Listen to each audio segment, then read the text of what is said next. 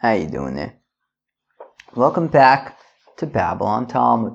Today we're studying Daf, I think Samach Zayin. Why not? Daf Samach Zayin of Masechta BavaBasra, friends. Okay, well, yeah, why not? Alright, here we go, Daf Samach Zayin. Alright, yeah, I don't know, we're learning about stuff. HaMocher es HaChotzer, Mocher Botim, Boris Shichin Umairis. Okay, somebody sells a, so we're on Samach Zayin, 3 lines into the page at the Mishnah.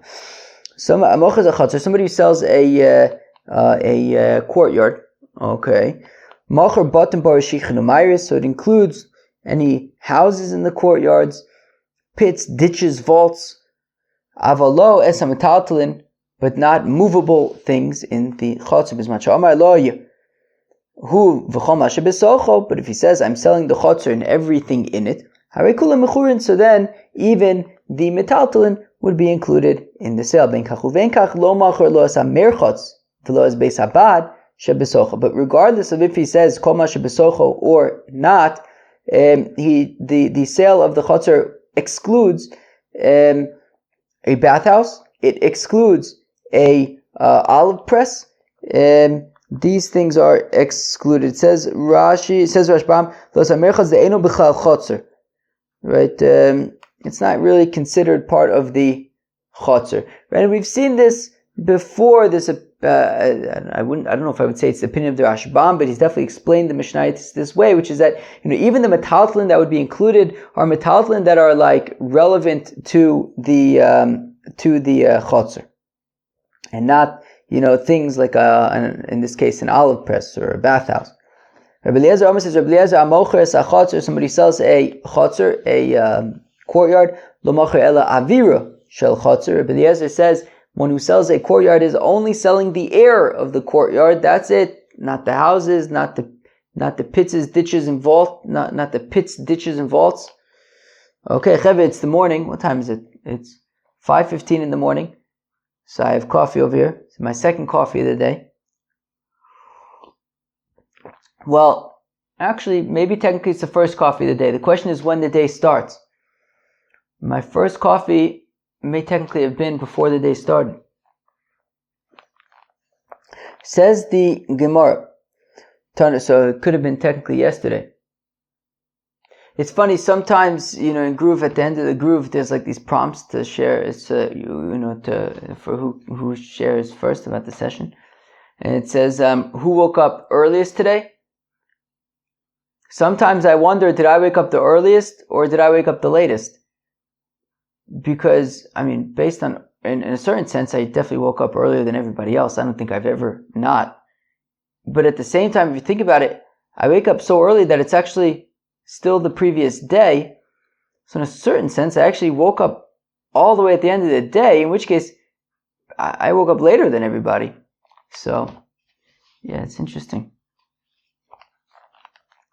Anyways, so says the Gemara, Tana Rabbanan, the rabbis taught in a Brais HaMoches HaChotzer, somebody who sells a chotzer, okay. Okay, so included in the sale are the outer houses of the chotzer, so long as the entrance to the house is from within the chotzer. And certainly the houses inside the chotzer. And beis achulsos seems to be, like sand that they use for making into glass. Chanuyos psuchos asocha, and if there are sort of general stores in the there are stores in the chotzer, so those are included.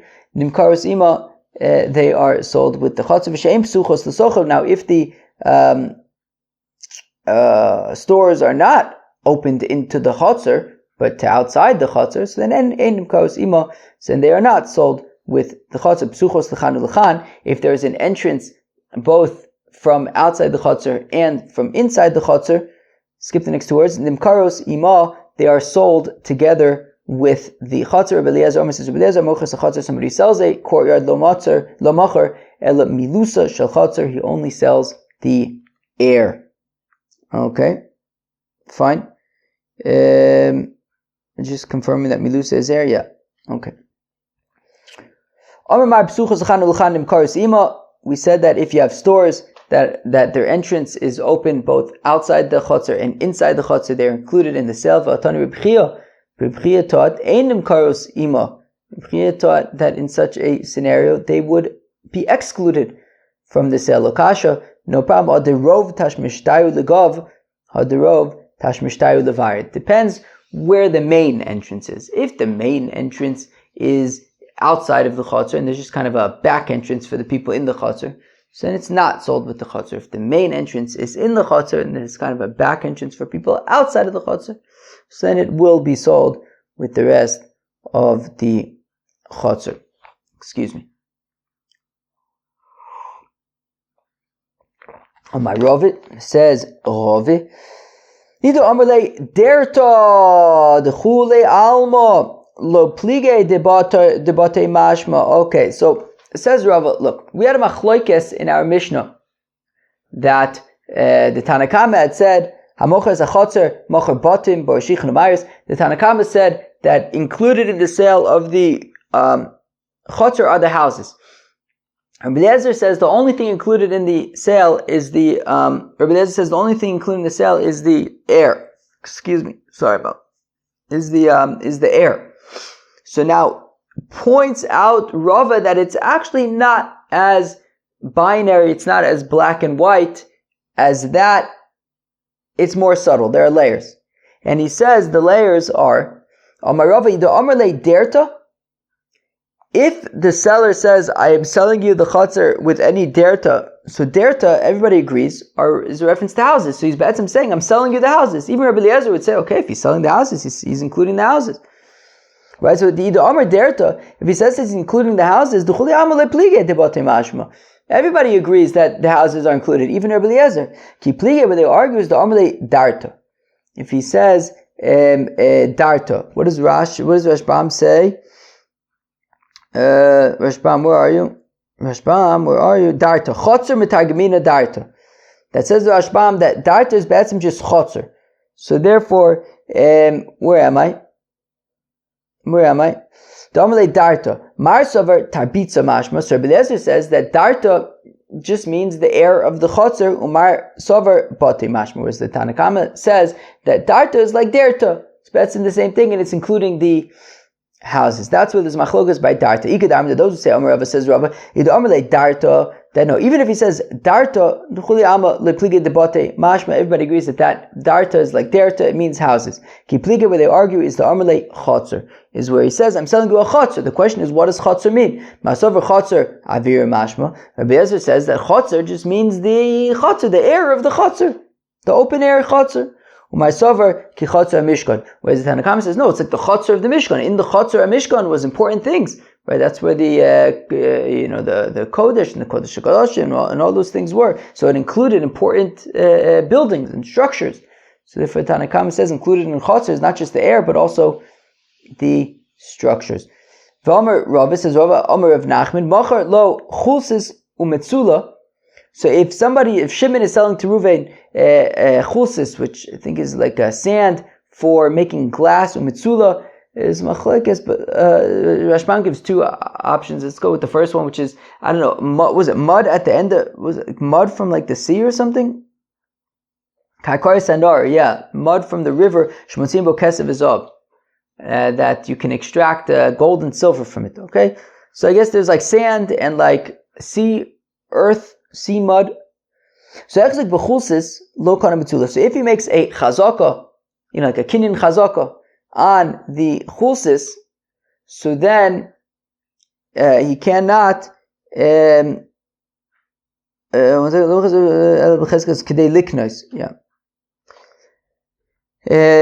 Okay, so if he makes because it's karka, so if he makes the chazaka on the chulsis lo kana mitzula, so the chazaka only works for the chulsis, it doesn't work for the mitzula.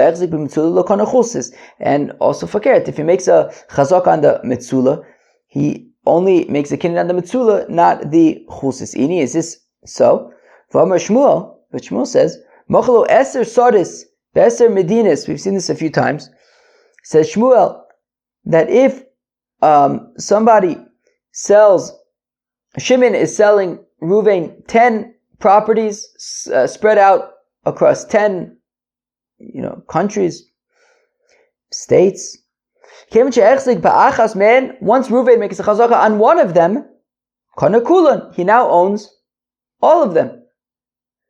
So I would think that if one makes a chazaka on the mitzula, he makes a chazaka on the chulsis and fakert. So also the difference is that in Shmuel's case, first of all land is connected. Okay, fine. But also all of that land is the same purpose. It's all for planting, it's all for plowing, it's all, so he makes a chazak on one, he gets all of them. But over here, these are two separate things. There's sand for glass, and then there's earth for finding gold and silver. They are separate things. Those who say, those who say that says Rava that if he makes a chazak on the chulsis, he is kona the mitzula and also fakert. So pshita, that's obvious. Because after all, Shmuel says if he sells 10 fields, when you make a chazak on one of them, you get all of them. Yeah, but I may have thought yeah, but maybe I would have thought take that, meaning, so in this version, Rava is saying in the name of Rav Nachman that if you make a chazak on the chulsis, you also kona the mitzula and fakert. So we say, well, that's obvious. After all, we know Shmuel says if you have 10 fields, make chazak on one, you get all of them. So we say, no, it's not so obvious, because I could say, look, by Shmuel, they're all the same, right? It's all all the earth is the same, and the purpose is the same, to plow, to plant. But over here, this is for extracting gold and silver. This is for making glass. They're two separate things. I may have thought that making chazak on one doesn't mean that you're also making chazak on the other. So therefore, Kamash Milan Rava, that actually making chazak on one does work for the other, according to that second version. Oh, Gevaldik, we're making great time. This is going to be like a 15-minute daf. Alright. Says the Mishnah, Hamocher Beis Habad, somebody who sells a olive press, Mocher es hayom, so included in the sale of the olive press is the yom. So it's if you taka have an art scroll Gemara, so they have a really good diagram. It's like Masechta Eruvin, you need the diagrams. So I'm going to be looking at this diagram. It's not a particularly difficult diagram. It would help if you had the diagram. On daf 67b1, there's a diagram of an olive press there. So, Hamoche Beis Habad, so somebody who, maybe let me explain the diagram. I'll explain what I'm doing. Everybody close your eyes, as long as you're not driving. Close your eyes and I will guide you in a description of an olive press.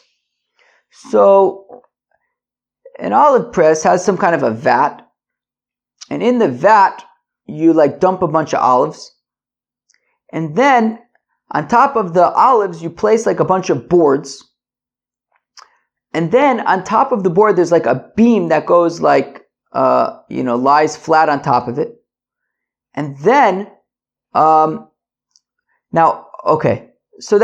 imagine a vat.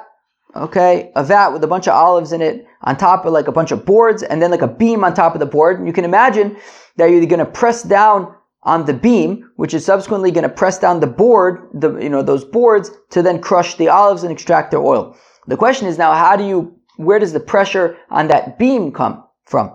So the answer is, it comes from basically like a screw, right? If you can imagine, so basically you would have this screw. So on either side of the vat, there are these two vertical kind of boards, and then one horizontal board, almost like a frame around the vat. You got two boards, one on either side, and a perpendicular horizontal board, I guess, towards the top of it. And in the middle of the top board, the horizontal board, there's a screw. And the screw has handles, around it that you basically what you're going to do is you're going to be lowering the screw through the top board, and the bottom of the screw is going to apply pressure on the beam, which is on top of those boards, which are on top of the olives, and you're basically going to keep on turning this screw, which is going to apply more and more pressure onto the beam, which is on top of the boards, which is on top of the olives, and it's going to be squishing those olives more and more and more. So, in my description, I mentioned a bunch of things. I mentioned the vat. I mentioned the boards on top of the vat. I mentioned the beam that's on top of those boards. I mentioned the screw. I mentioned the frames on the side. So the shaila is, one thing that I didn't mention because it's not in the diagram, but is going to come with the Gemara, is that there is a mortar that apparently they would crush the olives, I guess give one first crush before being put in the vat. So all of these things are going to now come up in our Gemara and Mishnah. So Mocher is Beis Abad, somebody who sells an olive press, Mocher is Ayom. So he sells the vat, because the vat is like connected to the ground. Ves Mamel, and the mamel, I don't remember what the mamel is, but the Gemara is going to explain. Ves Absulis, the Absulis are the boards, kind of the boards of the frame on either side of the vat. Aval lo Mocher es Avir, he doesn't sell the boards that go on top of the olives. V'lo es Galgal, not the screw. V'lo es Akora, and not the beam that goes on top of the boards, that applies pressure to the boards. But if he says that I'm selling you the olive press and everything that's in it, so then also these, metaltalin, the screw, the beams, the beam, the boards would be included. Rabbi Eliezer says, Rabbi Eliezer says somebody who sells an olive press sells only the beam, because the beam is the main pressy kind of thing. Says the Gemara, Yom. What's the Yom? Tlafcha. It is the vat. Mamel, Amr Baba bar Mamel, Mafrachta. So the mamel is the mortar that the olives are crushed in before going into the olive press. Besulis, Amr B'Yochanan, Klonsos shel Eretz Shemamidin Boyin Es Akera. Okay, the besulis are these two vertical boards of the frame on either side of the vat. All right. Okay, fine. Avirim, kavshe. Avirim, I think, are those boards that I think are on top of the olives. Galgal chumrisa. The galgal is the screw. Kora, and the beam is the beam that goes on top of the boards, which is, applied pressure on the beam from the screw, which applies pressure to the boards, which applies pressure to the olives. So, Rabbanan the Rabbi start. Hamocher beis habad. Somebody who sells a olive press. Mocher is nisarim. He sells the boards. These boards are not like the boards that go on top of the olives. These are, some other boards that are like attached to the press, and that's why they're included in the sale. Ve'esa Yukovim, and the Yukovim. What was the Yukovim? I think that's the vats. Ve'esa Mafrichos, and the mortars. Ve'esa Richaim, and Hatachtonos, and the lower mill. Because and not the lower mill, because that's like the attached to the ground. Avalo, so fine. Avalo, wait, what? So the lower mill is included in the sale. Avalo Yona, but not the upper mill. If he says it and everything that's in it, are kulan mechurid. Okay, so then everything would be included. Wait, and then where's the Gos Habach? The Gos Habach, okay, so Gos Habach takes out a whole bunch of here. He takes out from he skips all